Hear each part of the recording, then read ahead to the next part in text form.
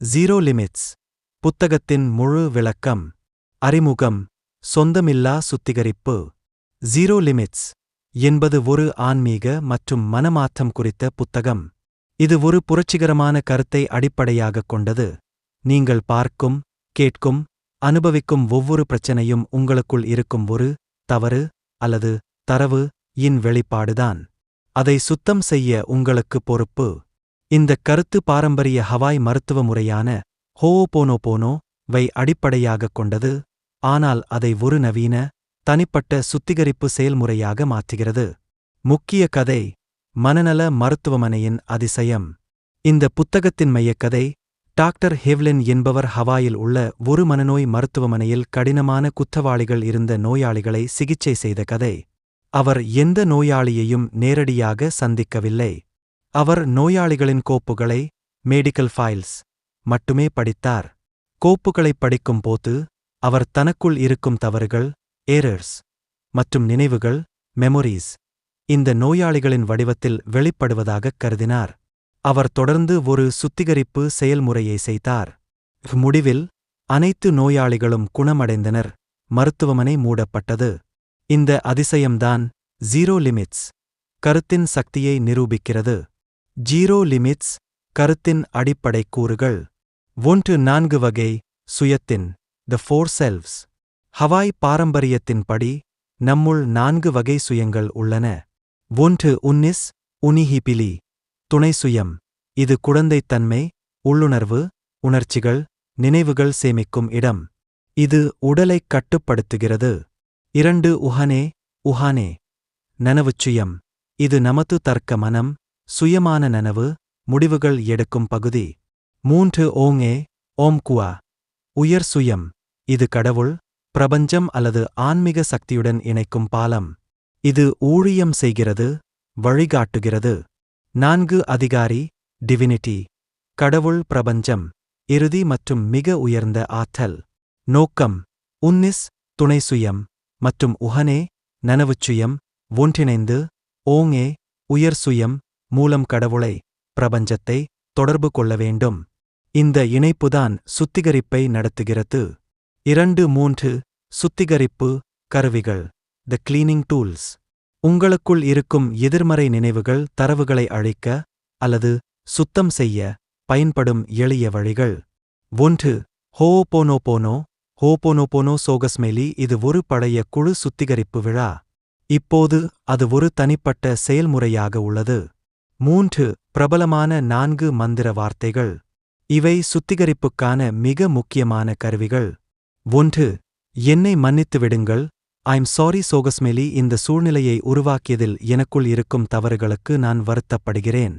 நான் இதை அனுமதித்தேன், உருவாக்கினேன் என்பதை ஒப்புக்கொள்கிறேன். 2 தயவு செய்து மன்னிக்கவும். ப்ளீஸ் ஃபோர்கிவ் மீ சோகஸ்மெலி. பிரபஞ்ச சக்தியிடம், கடவுள், உயர் சுயம், மன்னிப்பு கேட்கிறேன். இது ஒரு ஆழமான இணைப்பை உருவாக்குகிறது. 3 நன்றி.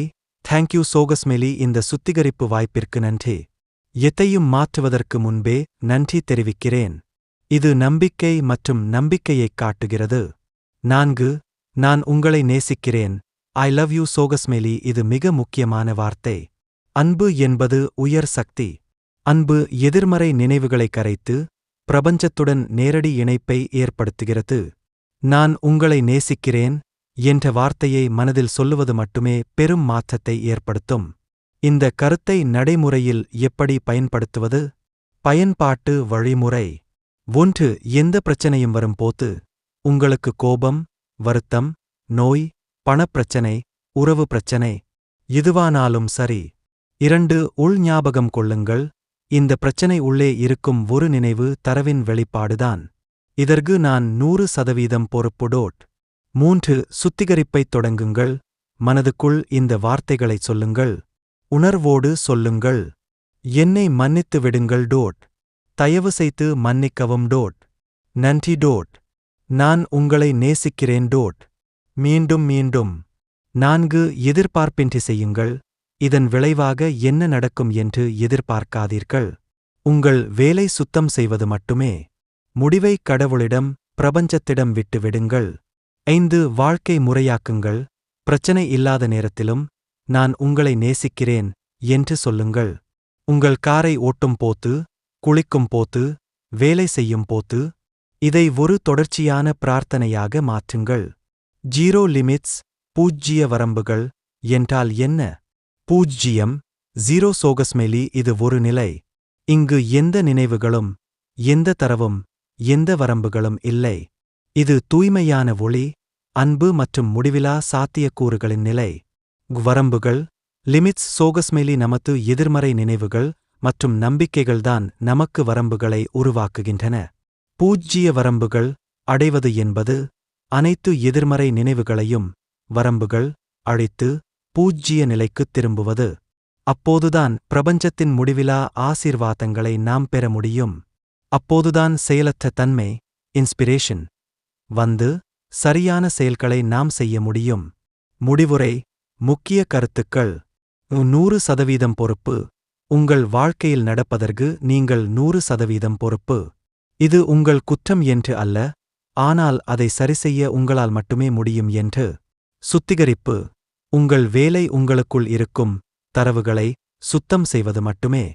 நான் உங்களை நேசிக்கிறேன். இது மிகப்பெரிய ஆயுதம்.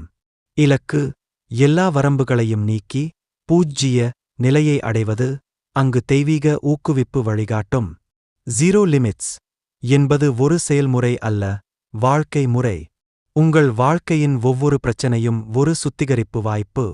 அந்த வாய்ப்பை பயன்படுத்தி சுதந்திரம், அமைதி மற்றும் செழிப்பை அடையலாம். அமைதி தொடங்குகிறது என்னுடன். இதுவே இந்த புத்தகத்தின் இதயம்.